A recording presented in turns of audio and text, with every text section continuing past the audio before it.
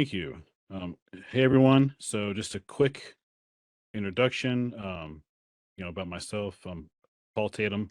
I'm a technical solutions architect in the data center networking group, focusing on all data center networking products within Cisco's portfolio. So not, not going out of the boundaries of networking. Really focused just on networking. So Nexus switching, NXOS, or ACI type fabrics, those things.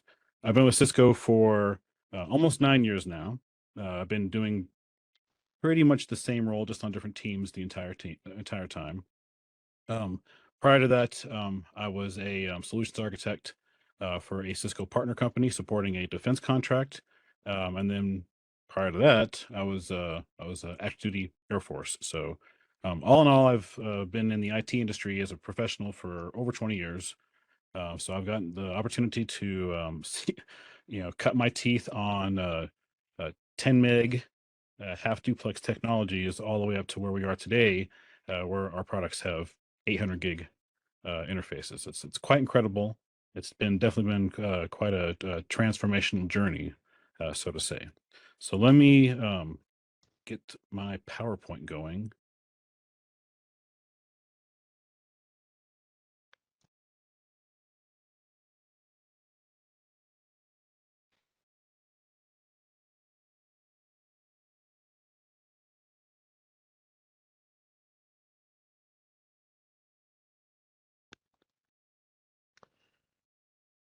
Yep, it looks like it's up on the screen, Paul, just to let you know. Looks good. Okay, great. Never know on these things if it's going to show up Exactly, same way which on my screen as it is on someone else's screen, right? exactly. Okay, so to set the stage, um, I was going ahead and I'll move forward to the agenda slide. I was going to put in a housekeeping slide just to kind of cover some ground rules in terms of like the structure of this presentation, the content we're going to cover. Uh, there's no I have AIML overview here. I was going to change that actually. I'm not going to go on any kind of deep dives for artificial intelligence or machine learning, or any of the concepts therein really.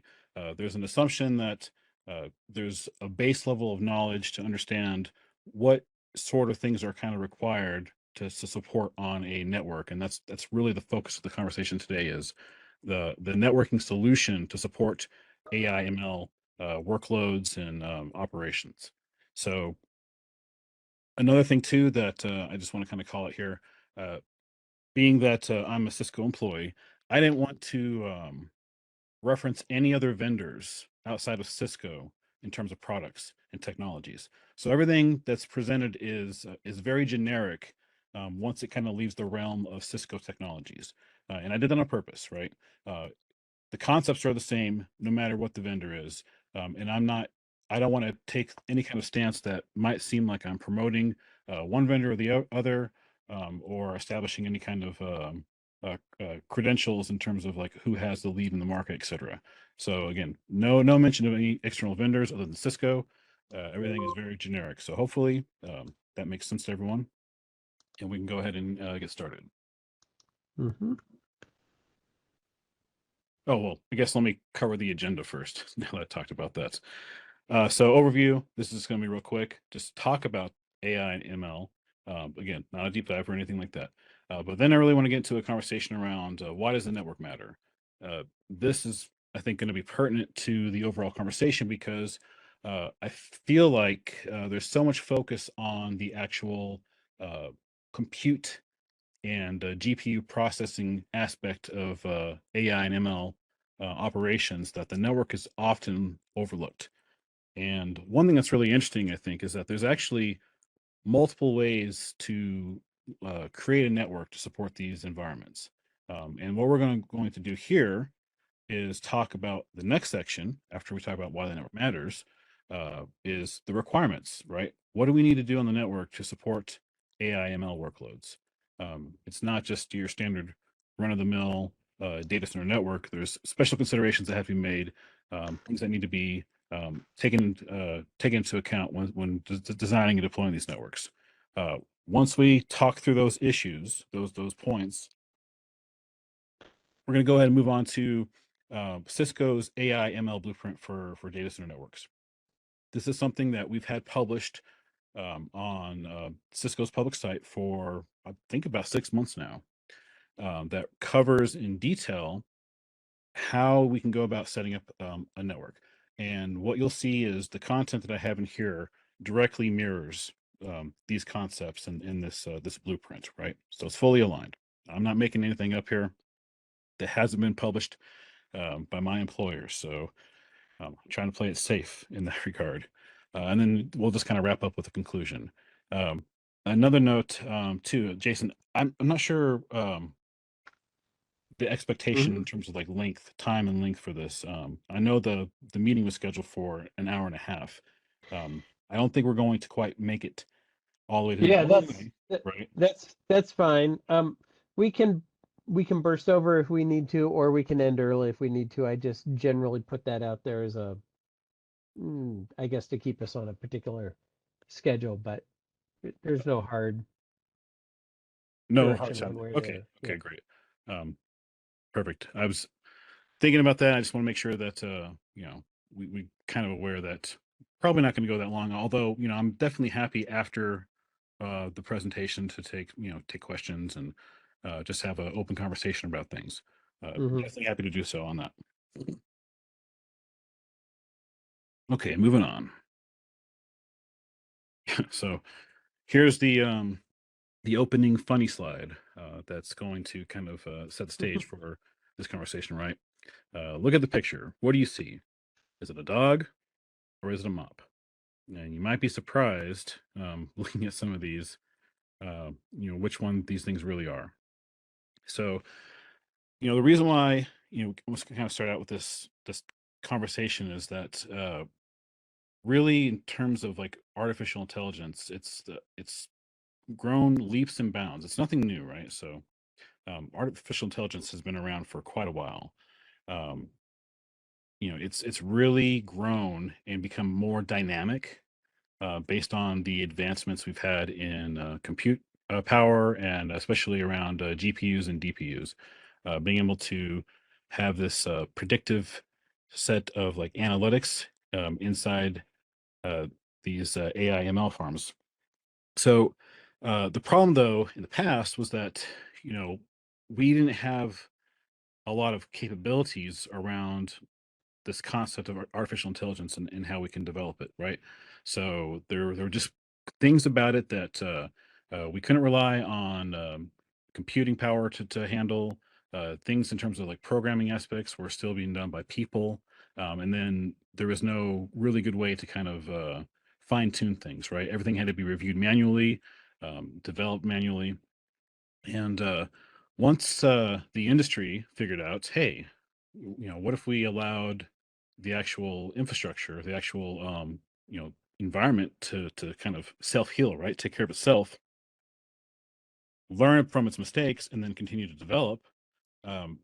How about that, right? And everything I think kind of coalesced just at the right time, just in the past, I'd say past 5 years, where this became a reality, right?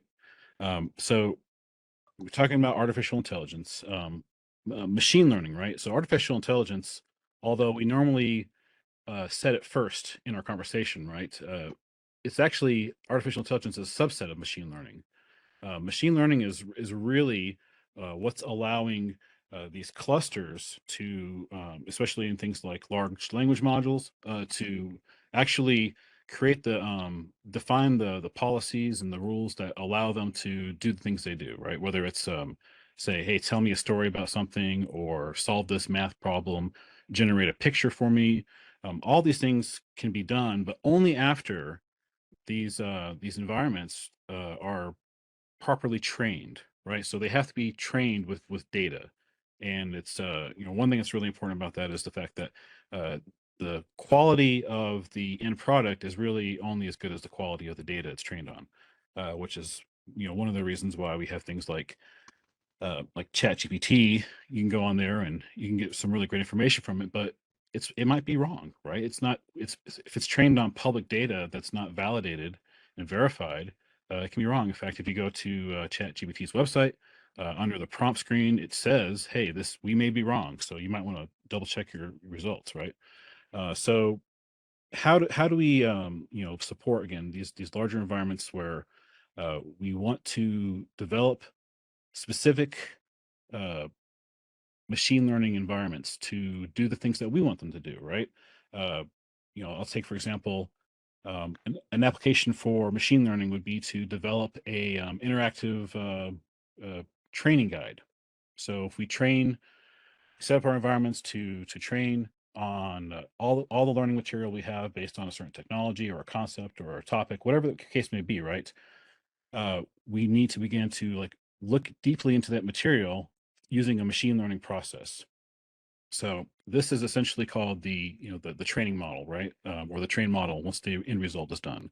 And then there's a process behind that called inference. Now, there's essentially three different stages. I think we have to consider within like AI and ML, and really depending upon the stage, whether it's like training or inference, will kind of dictate the size and scale and scope of your environment. How many servers do you need? How many GPUs do you need? Again, we're not going to define that here. We're not developing that side of things. What we need to understand, though, is for that environment that's scoped out based on our requirements, how can we provide a network infrastructure for it that allows us to have uh, low latency, non-blocking fabric, allows all of our jobs to complete, et cetera, so that it can run as optimally as possible. And that's really what we're here to talk about today.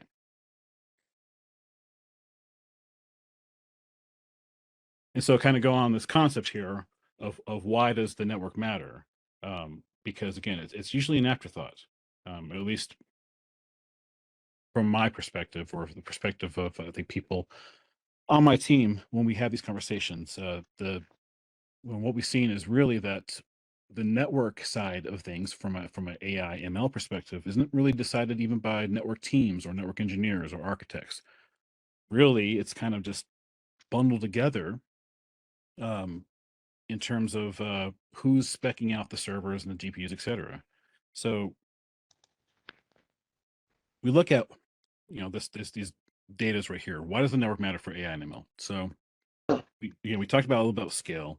Depending upon what your requirements are, what you need to do, dictate your scale. Well, as you scale out, uh, the more you increase your data, because the concepts behind the way GPUs communicate with each other, they send simultaneously between all GPUs once the job's completed. Um, and then begin a synchronization cycle. So as you scale out, the amount of data essentially increases by about 6 times as much of the base model size. So you can begin to kind of calculate how much you're sending there. Now, if you don't have a network infrastructure that can support all this traffic, then packet loss as it occurs can actually slow down the training model. And here we have a metric of 8 times slower training based on 2% loss, which is not that much loss at all, considering in the grand scheme of things, but enough to essentially bring your AI ML cluster to a screeching halt, essentially, right? I think 8 times slower based on the amount of performance you expect out of the hardware you've acquired and provisioned for your cluster. Nobody wants that, right? So how do we again say, does it really matter for the network? Is it really as crucial as it seems as I'm making it to see? Well, I believe so. Um, some of these concepts that we talked about, they're very familiar, or they're familiar based on your experience. Uh, AIML is really kind of, I think, the way we treat the clusters and the way we treat the networking has really grown out of HPC, high performance computing. So there's a lot of similarities, but there's a huge fundamental difference in terms of like what HPC, how that has worked, and how AI ML clusters work.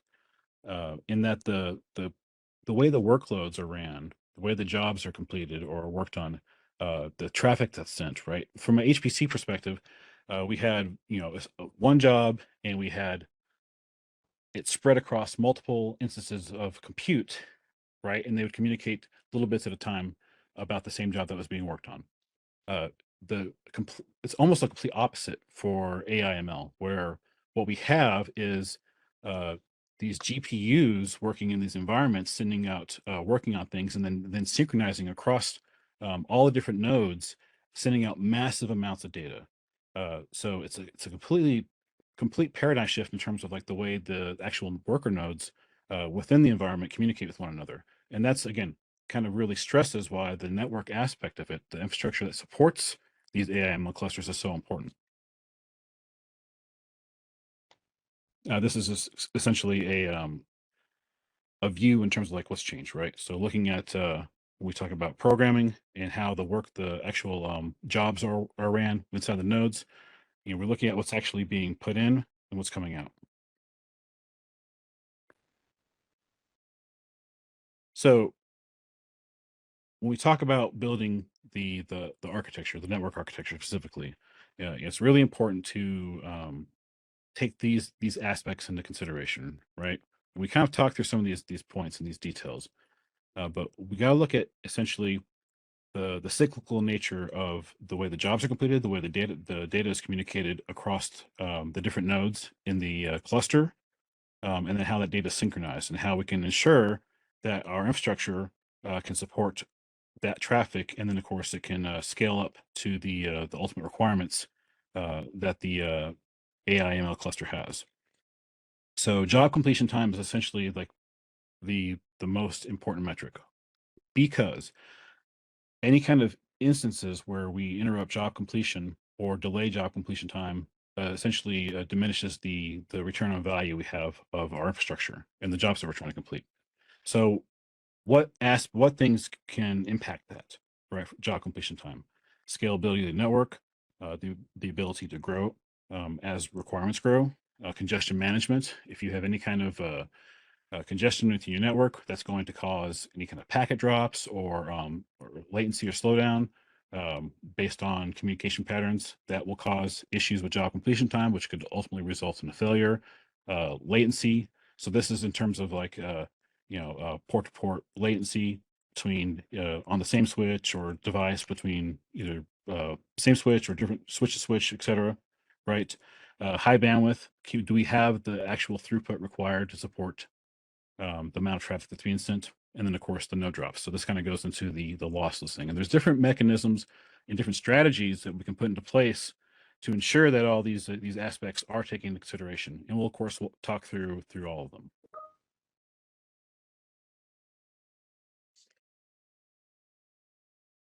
So one of the biggest issues in terms of how these jobs and these AI/ML GPU clusters operate, that we see the uh, most often, I think, in terms of like how the actual network, the importance of the network, and how it impacts the workload, is tail end latency or idling. Essentially, what happens is as soon as we start to have congestion or loss, um, we come to a point where the job is actually slowed down to the point where everything, all the traffic that's sent across the board, and we were talking about synchronizing across all the different GPUs, whether that's 12 GPUs or 128 GPUs, 256 GPUs, etc. Once the job slows down to the point where it has to be abandoned, all the work that was done for that job has to be redone, right? And so what we see typically is that there's a 25% chance that a job is going to fail. So what you're doing is you're essentially wasting time and resources. And taking this into consideration, based on these infrastructures and environments, where are you running these workloads, right? Are you Do you own your network? Do you own your fabric? Do you own your environment? Or are you paying someone else to run it? If you're paying someone else to run it, well then, essentially you're spending money on something that you got nothing from, because that job failed and was lost. So, we got to take these things into consideration, these issues that we see on and have that impact in terms of like how we design and operate our networks.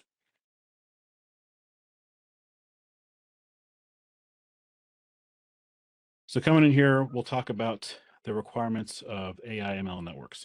So this is specific to the network designs that we have in place as part of our blueprint. So here's a slide that just kind of shows a high level overview of all the different requirements that we have that we kind of talked to a little bit. and then the direct solution that's going to address them.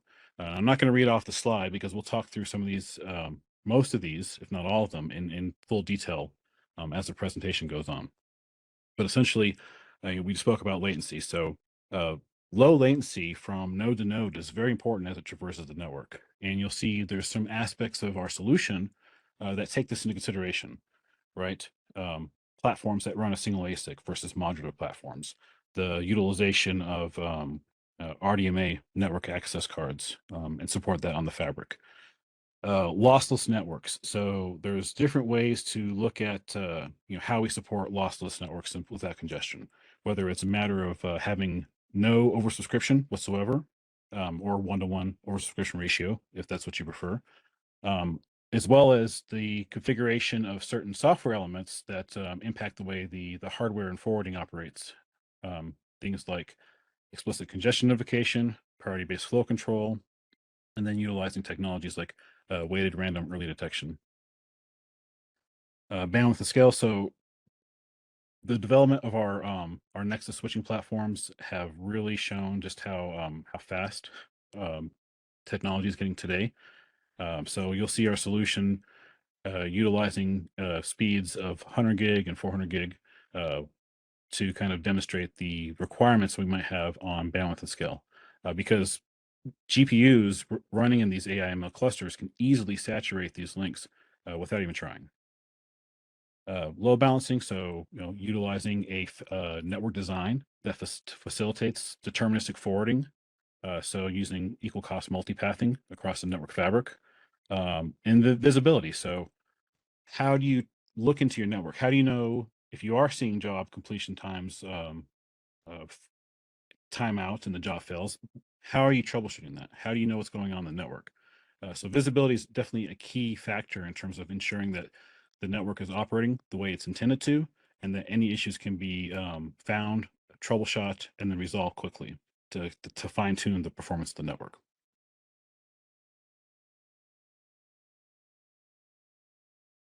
So just talking about the architecture, right? So we look at how we design network architectures. There's different types of designs. There's different type of theories in terms of like how you can scale out these AI ML networks. And what we're looking for is how can we develop a network to have the lowest latency possible, based on the number of trips you have to take the network. And essentially, what we have here is just a classic two-tier CLOS fabric design, where it's essentially any workload that has to traverse the network fabric will go through its top of rack switch to the spine to the distant end top of rack switch to the end node, right? So the shortest amount of path possible is essentially the type of design that we're looking at here.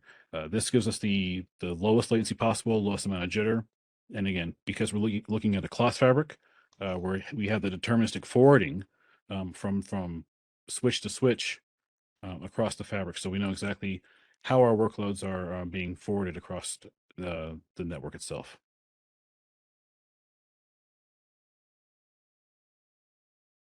So what's needed to build? Okay, to actually build the AI ML network.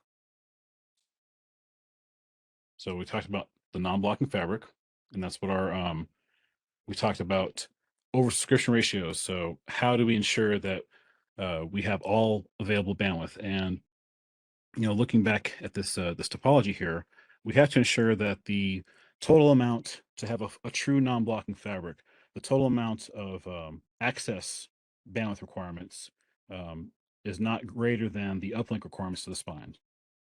So that's one way we can achieve a true non-blocking fabric.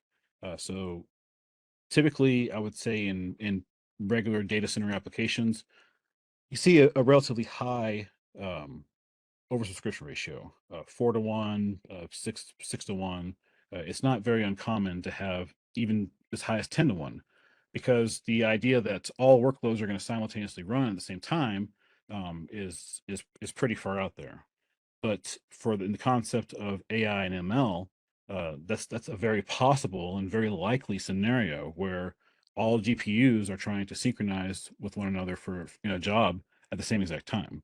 Now, within your cluster, depending upon your cluster size and how many GPUs you have, that may not be the situation, right? All GPUs might not be working on the same job, but you still have the potential to saturate your links fully beyond what's configured if you don't have a true non-blocking fabric. So one of the pillars of the design and the requirements is to facilitate that type of network connectivity um, from your nodes connected to your leaf switches, and then to have the one-to-one ratio of downlink to uplink bandwidth. Low latency too. So this kind of comes in play in terms of like how we look at our choice of platform, which I have more detail on in a later slide. We'll talk through some of the actual platforms themselves, but based on our blueprint, we're leveraging fixed form factor devices. So switches that have a single switch on chip ASIC inside of them. And we're looking at this as the solution versus a modular design. So why is this? Well, as soon as you go to a modular design, now you increase the number of ASICs you have to traverse as you make your way through the different stages in your fabric. So we look at again the cross fabric design where we have a leaf that goes to a spine that goes to a leaf. That's essentially the same exact architecture inside of a modular platform. Sometimes there's even more. It might be a 3-stage, like I just described, or it could even be a 5-stage in the case of some platforms. And that's just in one switch, right? So the more stages you have for switching between ASICs, the more your latency you're going to incur, and the more impact that's going to have on job completion time for the AI ML workloads. Okay, so lossless. This is a big one. Uh, even with a non-blocking fabric, there's still potential to not to have drops, traffic drops, right? Just because you have no subscription ratios doesn't mean there isn't a chance that you're going to have a several GPUs try to synchronize to one GPU at the same time and overrun the available bandwidth going to the destination GPU. So how do you handle that, right? How do you account for that?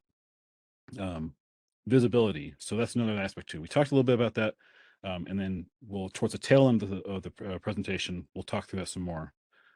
We need to definitely revisit the lossless aspect of things, right? And so how do we achieve that? And here, as the slide shows, we do that with Rocky. So let's talk about that. So if you're not familiar with it already, uh, Rocky essentially, which we'll cover specifically on the next slide, but really to understand Rocky, you first need to understand remote direct memory access, so RDMA. So RDMA is a widely recognized technology that it has been deployed in high performance computing environments and storage networking environments for quite a while now. So RDMA has many advantages, including things like rapid data transfer, uh, minimal latency between the computing nodes because of the way it does memory to memory communications that bypass the CPU completely. So essentially, the data transfer operation in this is delegated to the network adapter itself, like the network interface card. And doing so completely circumvents the operating system's software-based networking stack. And another point too is that RDMA brings an added benefit of having reduced power consumption. So when RDMA first came out in its initial deployment, InfiniBand was who introduced the full spectrum of RDMA benefits. Uh, so this was not a native Ethernet technology. This was a native InfiniBand technology, right? Um, Giving again those benefits of high throughput, CPU offloading, reduced latency, things like that. So additionally, InfiniBand also incorporated congestion management into the protocol itself. So you didn't have to even worry about the network itself providing congestion management because it was integrated into RDMA itself. So because of these different features and advantages, InfiniBand became the predominant choice in these HPC environments over things like Ethernet.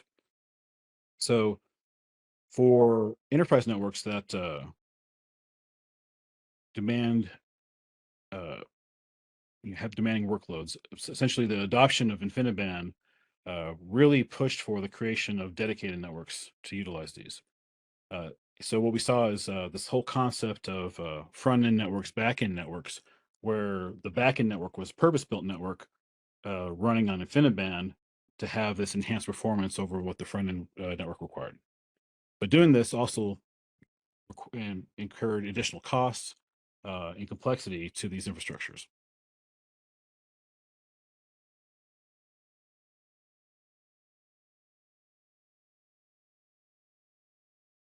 So obviously, we're not looking at InfiniBand as the technology, right, for our network fabric. We're looking at something like Ethernet. So understanding that, what we need to now talk about is how do we put RDMA and InfiniBand technology on top of Ethernet?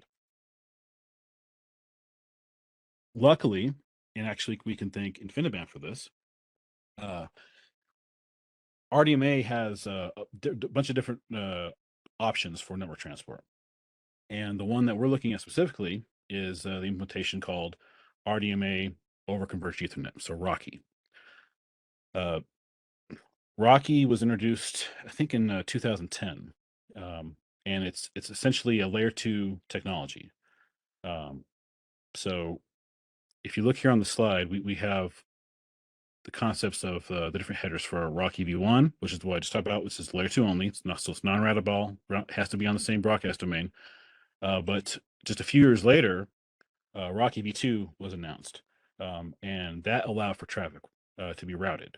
So essentially, by doing so, we're extending the functionality of InfiniBand, um, incorporating the Ethernet forwarding capabilities.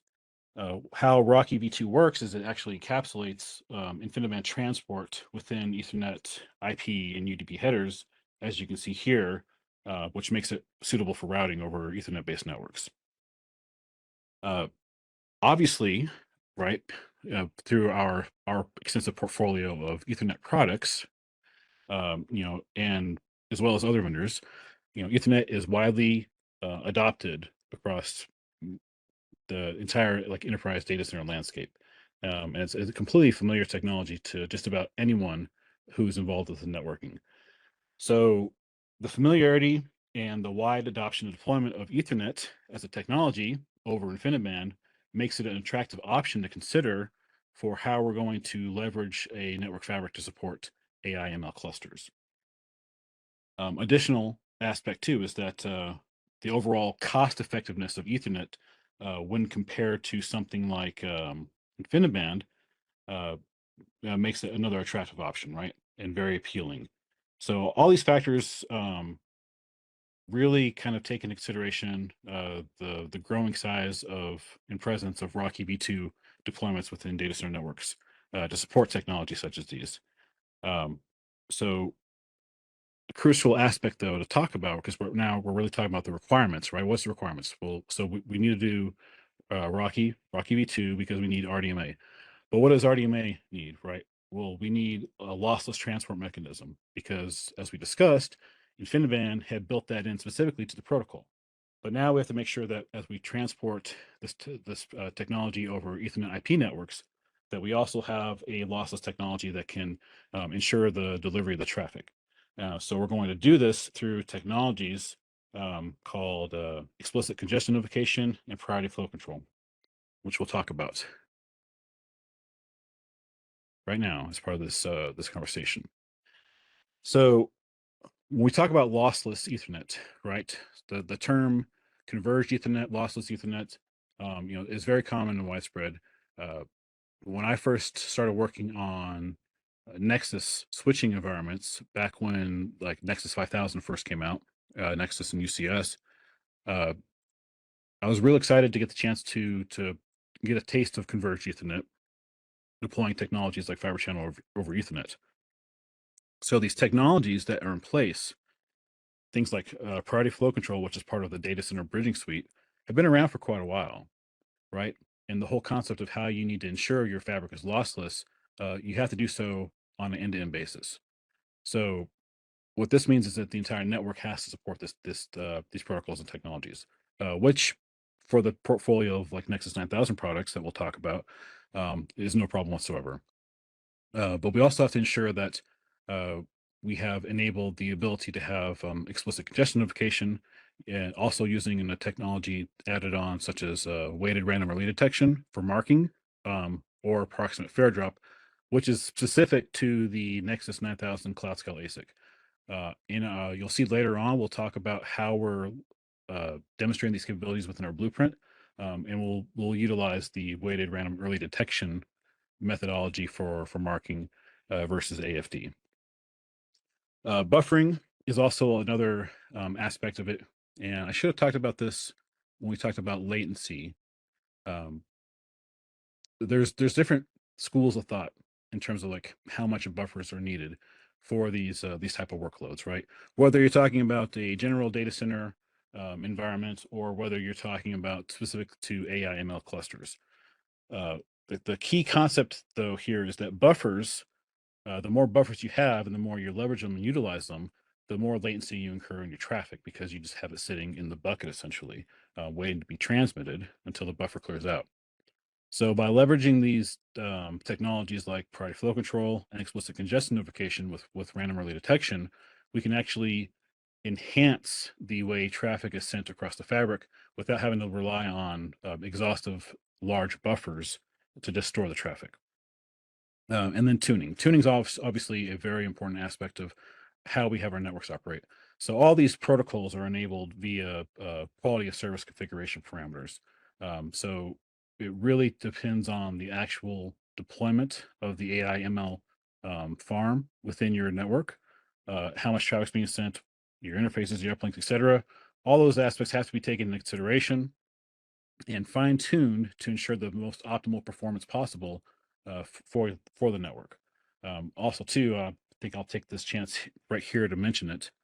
Um, these technologies also rely on the compatibility um, and the cooperation of the actual network adapters themselves. So the network adapters being used, um, whether they tie directly into the GPU or they're a smart NIC or something like that, have to support Rocky as a protocol, because these are essentially the endpoints where some of the signaling is going to either originate or be destined to, in terms of like how we need to either slow the traffic down or stop the traffic altogether. So those things like need to be configured end to end, ensure they're working properly, fine-tuned to get the best performance possible.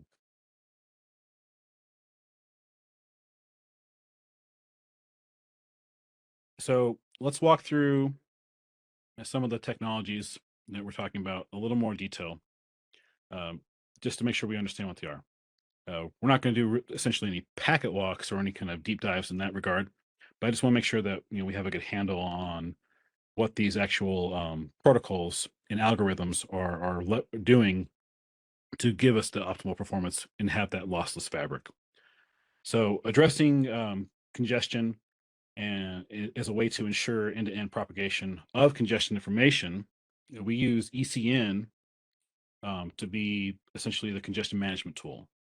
So when we look at like an IP header, right, within the type of service field, uh, ECN status is indicated using the two least significant bits, right? So that's how we mark, again, mark traffic.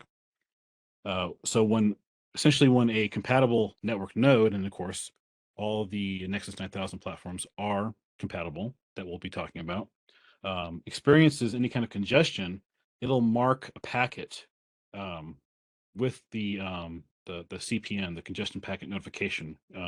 Set the bits to it's like 11, and then the recipient of that packet, right, it's going to send the packet, and the recipient gets the congestion notification packet, and says, okay, they're seeing congestion down the way. I need to slow down traffic as a way to alleviate some of this congestion. So it's essentially an end-to-end process, right? Going between node to node within the network, so switch to switch. This is one aspect of how we essentially slow down the traffic, right? It's not just at the source and destination, but it's actually within the network itself. And we'll see how we couple this with priority flow control, which is the next slide, to really get the most out of it. So priority flow control, again, this is a technology that was part of the data center bridging suite. Was really kind of that cornerstone capability that we had to enable technology such as fiber channel over Ethernet, which is very similar in terms of the concept of Rocky, right, where we're taking a protocol from another transport mechanism, so RDMA, in the case of SUE, fiber channel, right, and we're encapsulating within Ethernet. So the same concepts, right, are utilized for Rocky V2 with priority flow control that we used with FCOE. But in order to actually signal this, priority flow control leverages the class of service value within a layer 2 frame to essentially control, do flow control. But we're doing it on a per class basis. That's the big difference. So pause frames have been part of Ethernet for a long time. But what priority flow control gave us is the ability to specify a class of service to only pause that class of service and let everything else run as intended, right? So the reason why we look at doing things like pause is because we don't want to send traffic, cause congestion, and then cause drops. We would rather slow the traffic down, pause it completely, allow that congestion to alleviate, and then return to sending. So it's a preferred approach over just dropping the traffic. So, looking at how we treat this within Rocky V2, because Rocky V2 is also routed, right? Keep that in mind. Priority flow control is a Ethernet layer 2 technology.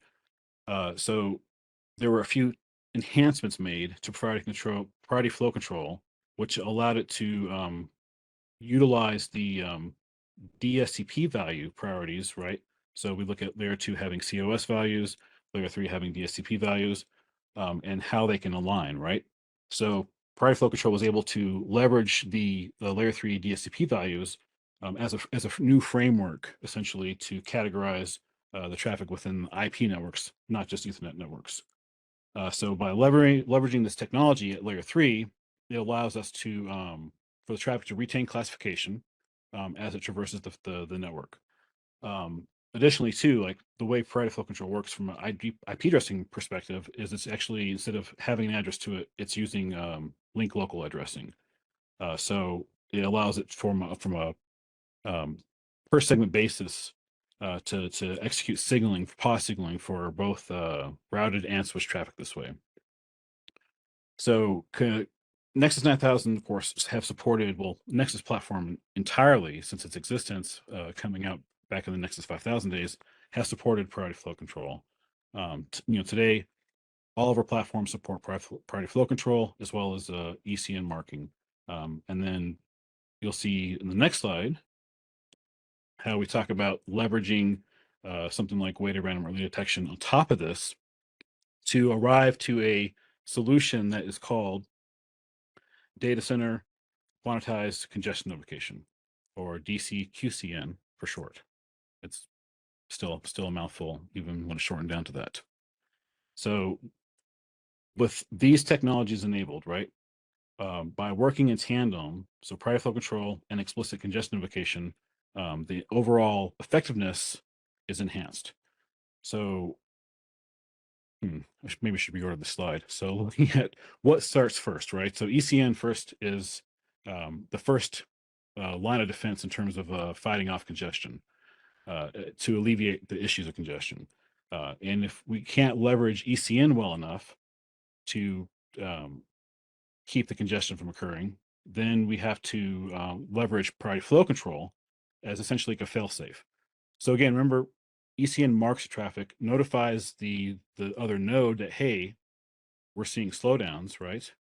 But then if we come to a point where even by taking action, we still see the buffers filling up and coming close to being exhausted, now we can pause the traffic with priority flow control. Again, priority flow control can signal all the way to the sender of the traffic to say, hey, stop sending traffic until this congestion occurs. And it uses signaling and messaging to do that. What we have here, though, with weighted random early detection is a mechanism in which to essentially apply values in terms of like how we see congestion and buffer utilization. Again, so we talked about fine tuning. this is one of those values that can be fine-tuned, right? So that we can ensure that once the notifications start to occur and the messages are sent, we can do things to signal appropriately, um, based on the traffic that's actually causing the congestion uh, within a specific value. For example, with weighted random relay detection, right?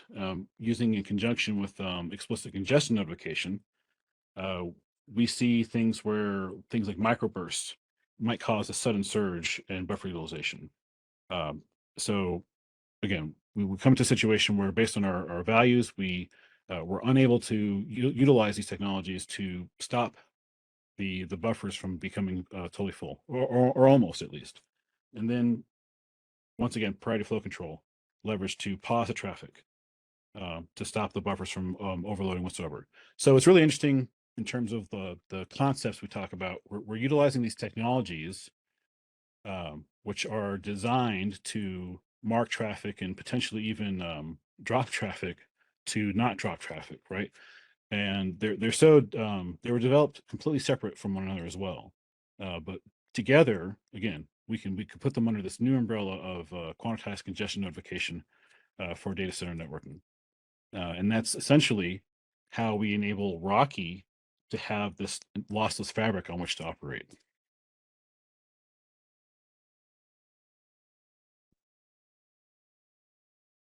So here we are getting into the actual blueprint.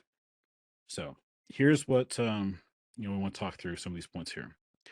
Um, want to kind of cover some of the details of the blueprint. And again, this blueprint is publicly accessible.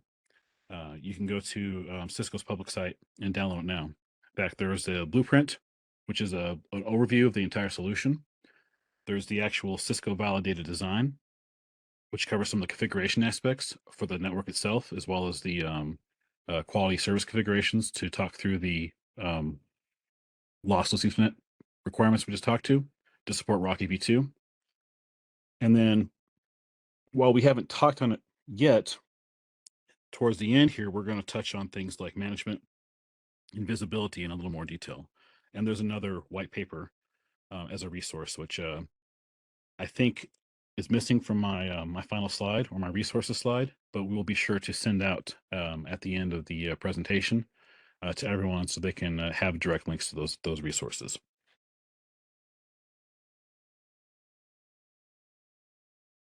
So, what are the components, right, of the solution? Just from a high level, we're looking at hardware, of course, being one of the key ingredients here. And as I've alluded to, as the title of the session is, right, we're looking at AI ML networking on Nexus 9000. Specifically, we're looking at the Nexus 9300 platform, which all of which are basically the same type of internal architecture, single switch on chip design, so single ASIC within the platform itself. No multi-stage switching within the same box.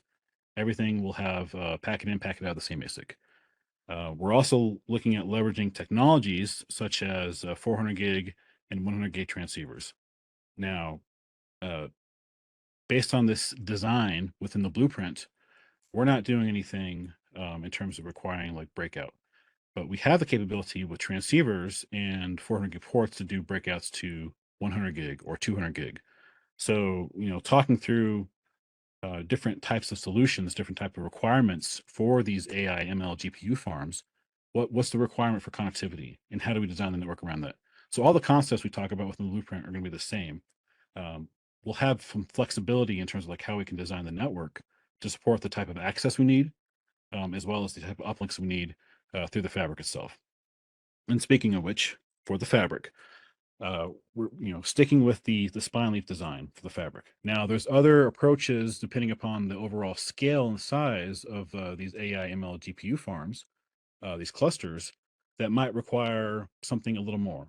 Whether it's a move to a 3-tier spine leaf cloth fabric architecture, or what I'm seeing is promoted by some vendors. Again, I'm not naming any names. Um, is a fat tree type topology where it's essentially kind of like a spine leaf architecture, but there's a little bit of a difference in terms of like the way a third stage would connect.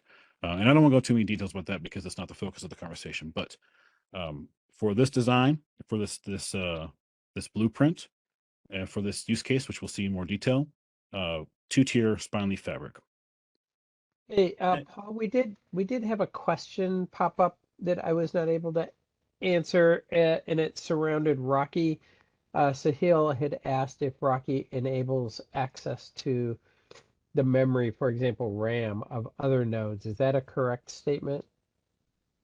Yeah, it's not it's the RDMA, right?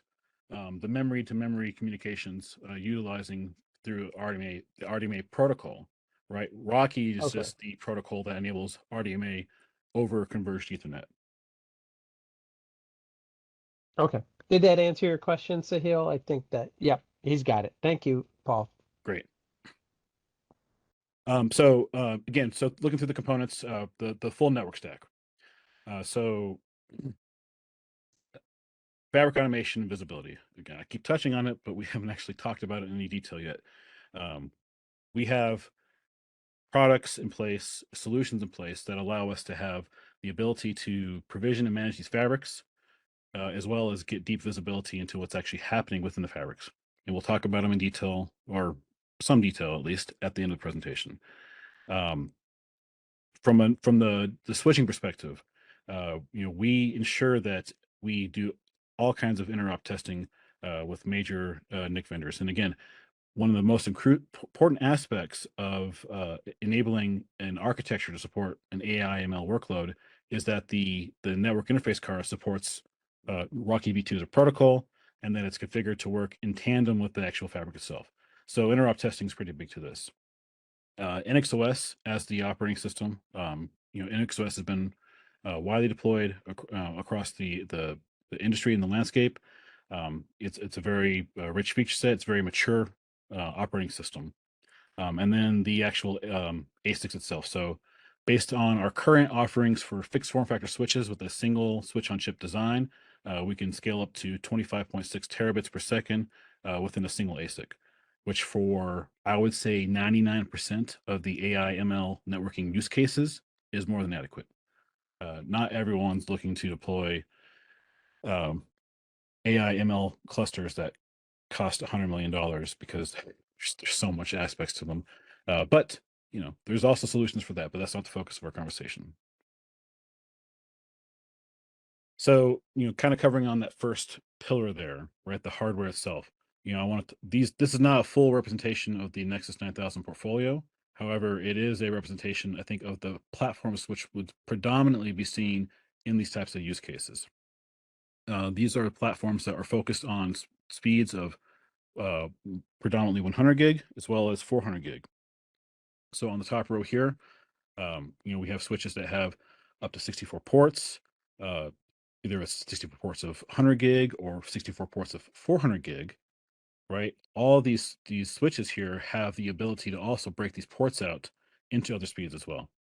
So whether you're looking at starting small or dense with fewer GPUs, so more compute with more GPUs. And again, we're not going to go into the design of the cluster, but you could leverage 100 gig interfaces to do 4 by 25 gig breakout. Some instances 2 by 50 gig breakout. And then for 400 gig interfaces, you could also leverage that to do 2 by 200 gig breakout or 4 by 100 gig breakout. So there's a lot of flexibility in these platforms. The one in the middle is a very specific use case for these types of environments. This one supports 48 ports of 400 gig with MACsec capabilities on all ports. Now, it's not typically something that's called out in these types of requirements, but if there is a requirement whatsoever to do link encryption with MACsec, this would be the platform that would probably be the most appropriate to place in the role of a spine for the fabric. On the bottom row here, we have, I think, platforms that are ideal for access situations here. So the leafs of the fabric itself. We have specific instances of customers deploying the 9336C, which is a 36 port 100 gig switch for the access layer of AI ML networks. And then the blueprint itself we're going to talk about will show the utilization of the 93600 CD switch. This is a very interesting platform in terms of the combination of port speeds we offer on it. It's a total of 36 ports. However, 28 ports support up to 100 gig and 8 ports support up to 400 gig. So you'll see how we develop the fabric for this blueprint and how it utilizes both port speeds within their native interface to leverage the no oversubscription required for these types of networks. And then we have some other offerings that are predominantly 400 gig ports with different densities. And again, these platforms could be placed in the role of either the spine or leaf for the fabric. It really depends upon the scale and density of the specific use case for the environment they're being scoped for. Now, as I mentioned, looking at the blueprint itself, we're not going to read off the screen or anything like that in terms of the actual blueprint. But what I want to do is I want to talk through the methodology of the blueprint and the fabric itself, the design. So this here, based on the actual parameters of the design, right? So what we had here is a fabric that scales out to support an AI ML cluster of 1024 GPUs, right? The way the cluster was designed was that there were 128 servers, each with 8 GPUs. And then each server had 2 by 100 gig networking. Now, again, you spell out the requirements for what the AI ML cluster is. And then you look at how you can provision the network or fabric around that to support a truly lossless, non-oversubscribed network fabric. So using 2 different platforms, the 9332D, which is the 32-port 400 gig switch as the spine, and the 93600CD GX switch, which is the one I talked about on the last slide that has the mixture of 100 gig and 400 gig ports. We're able to leverage the 100 gig ports for the access layer going down to the actual AI ML compute nodes where the GPUs reside. And then the 400 gig links we're able to connect directly to the spines. With this design here, while it is a huge abundance of 400 gig connectivity to the upstream spine, we're able to position it based on the number of links, uplinks for 400 gig and the downlinks for 100 gig to have, again, no oversubscription whatsoever. So a 1-to-1 ratio, non-blocking fabric. And this is essential to the design for Rocky V2 to be supported on top of an Ethernet fabric to have the true lossless non-blocking fabric. So we can talk through these details a little more, but I think we can probably move on to the end talking points here. I realize I have been talking for about an hour. It always gets me. It always catches up with me.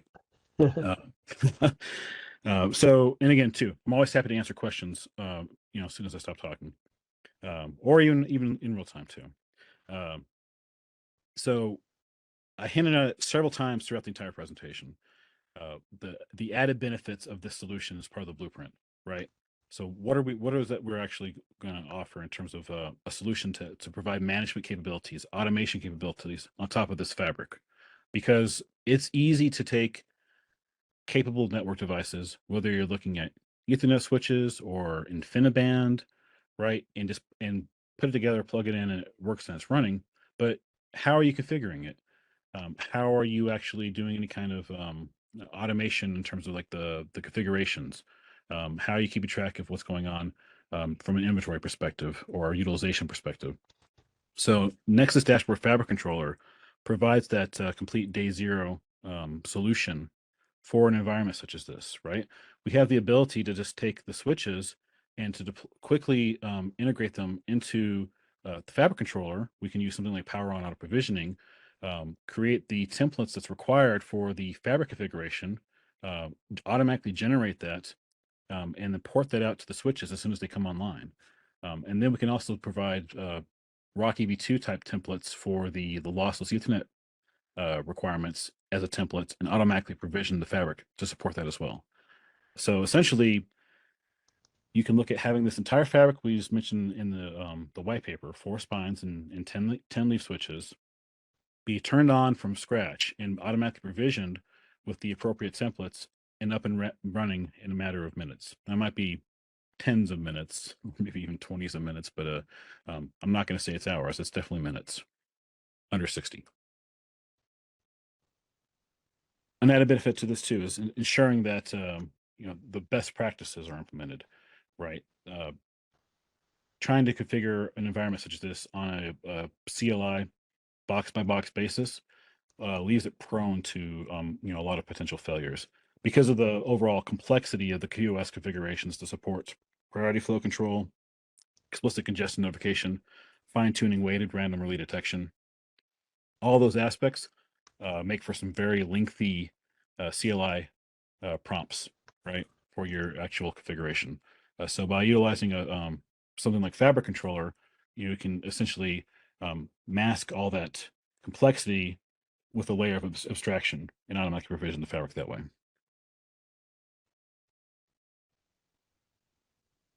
So the next piece kind of goes into the visibility conversation that we're talking around. I mentioned visibility several times.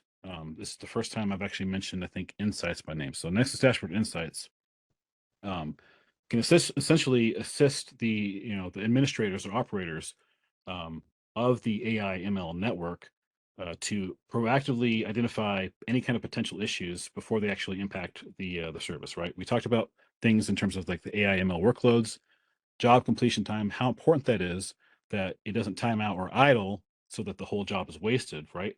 Now we can actually look at what's going on in real time or near real time at least to see that the actual network infrastructure itself has that comprehensive visibility into the congestion management algorithms that we've been talking about throughout this presentation, as well as just the overall network health. So one of the differentiating features about this and the platforms that we talked about in terms of the Nexus 9000 is that they're all equipped with the ability to have built-in telemetry that no other switch has in terms of like the ability to have deep visibility into what's going on from a traffic perspective, as well as the correlation of any kind of traffic. We can actually take this telemetry, it's hardware-based telemetry on a per flow basis. We can actually send this to our Nexus Dashboard appliance to monitor what's going on and to analyze the behavior of the traffic. We can look at things like microburst, packet drops, all this collected data, again, sent to the Nexus Dashboard appliance, specifically to the Insights piece that gives us the ability to see these things. So like leveraging Insights, we could actually see what's being marked from an ECM perspective. We talked about how explicit congestion notification will actually mark packets if it starts to see congestion before the buffer overflows. We can actually see on a per packet, or sorry, per flow, per interface, per device basis what's being marked and where. So now we can begin to look at the traffic patterns to see what's going on here. Why am I seeing congestion? Am I seeing any kind of trends? I have a baseline configuration. Do I see trends that say there's something going on where I'm seeing more traffic on these interfaces than other interfaces, and begin to do proactive troubleshooting, right? So typically within network environments, we have to respond reactively to issues and problems after they happen. With a solution like Network Dashboard Insights, now we have the ability to take a proactive approach to how we monitor and troubleshoot problems within the network and resolve them before any kind of critical issues occur.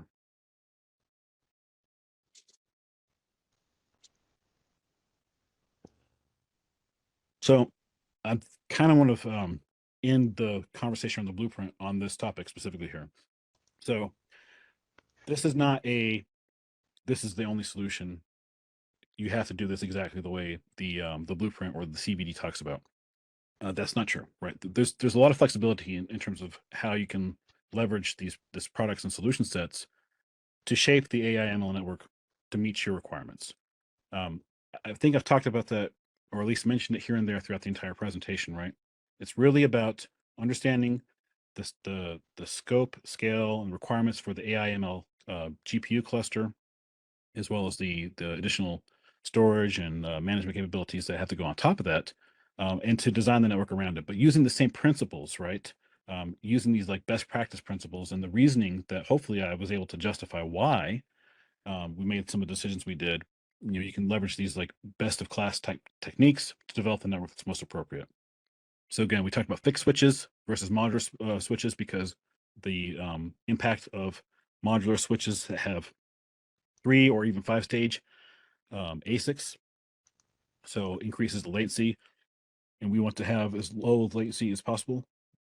The decision here was to create a cluster that utilized 100 gig server connectivity versus 400 gig. So looking out at the industry, what's available from a Rocky V2 SmartNIC perspective, all the different speeds are available from 25 gig, 50 gig, 100 gig, 200 gig, and up to 400 gig. Not everyone's deploying 400 gig, especially for access, but some are, right? It really depends upon a lot of different factors on which speed is most appropriate based on the GPU selected, the amount of GPUs per server. Within the context of this blueprint CVD, the choice was made to leverage 100 gig for server connectivity and 400 gig for the Fabric Connect connectivity. The platform choices were made. I think it was pretty apparent why, because it made the most sense in terms of like the type of access and uplink ports at the leaf layer. And then the 32 port 400 gig switch was more than adequate to support the scale, right? Say we take the same exact configuration and we needed to scale it out. We had the capacity to add more leaves, or we also had the capacity to add more spines. So there was a lot of flexibility there in terms of like what was presented within the white paper, the blueprint and the CVD. Weighted red versus approximate fair drop. I didn't go into much detail about this one. Again, I did mention that approximate fair drop was specific to the Nexus 9000 cloud scale ASICs. You could use this as an alternative to weighted random early detection for marking. AFD has additional advantages over weighted red in terms of the way it looks at flows. It can identify elephant flows versus mice flows. This is really good in situations where unwanted elephant flows or unexpected elephant flows starve out mice flows. Again, elephant and mice just kind of depicting the size of the flow. But in the AI ML GPU cluster, you predominantly have numerous constant large elephant flows, which you would not want to mark for dropping if there's a situation where there's any kind of congestion. So the choice is just made to stick with weighted random early detection. BGP for control plane. I didn't even talk about the control plane at all within the fabric, but the BGP was chosen for the control plane. There were a couple instances on the slides where there were things that may have said VXLAN based on the technologies we were looking at. But really, when it comes down to how we design and develop these networks, they're almost always purpose-built.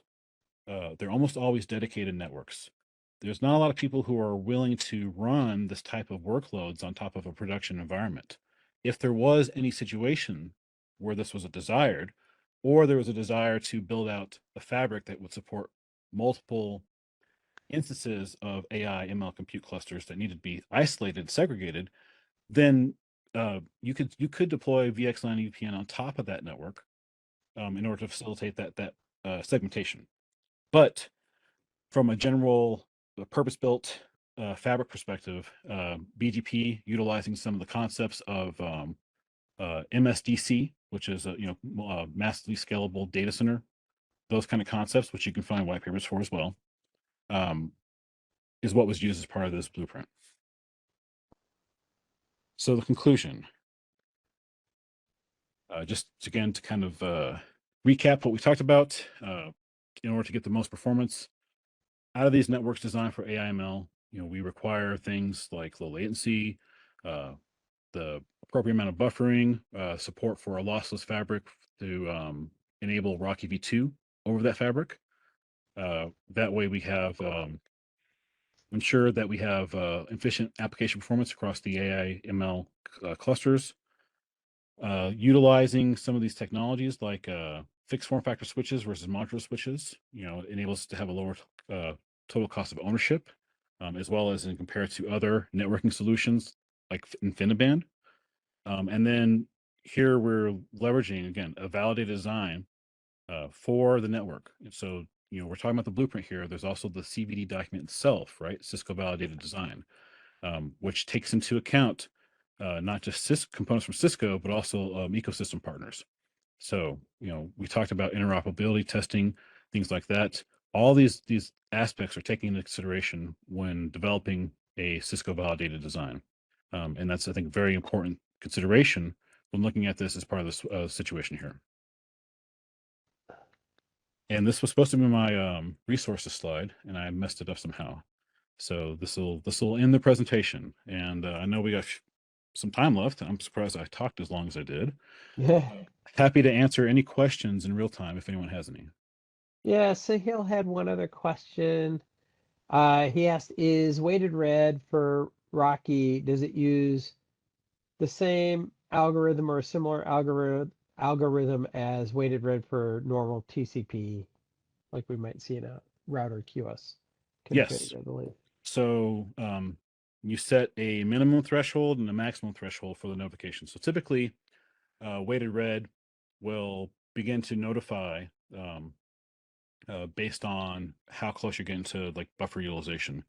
And this really, in this context here, right? Again, the goal isn't to actually drop traffic; it's to mark it to notify where the congestion's occurring. Because remember, Right. fail-safe mechanism is priority flow control. So we're really just leveraging the signaling capabilities based on the configured parameters to enable the potential for utilizing something like priority flow control to pause the traffic. That's really what we want to do, right? We don't want to drop anything. Even if we have, like, again, a completely lossless fabric, no oversubscription whatsoever, there's still a potential for contention based on the type of traffic flows we see. So by leveraging, weighted red's algorithms to do the marking, it just sets us up to have this like multiple layers of success to eliminate buffer overruns and packet drops. Right. Okay. Sahil, hopefully that answered the question. Any other questions? I can either bring you off mute if you prefer, or I can just read them off. I think that was all I had for questions. A few I was able to answer myself. Okay. I think that's it then. Let me turn off the recording. Need help? Call our cybersecurity team and book a consultation with us today.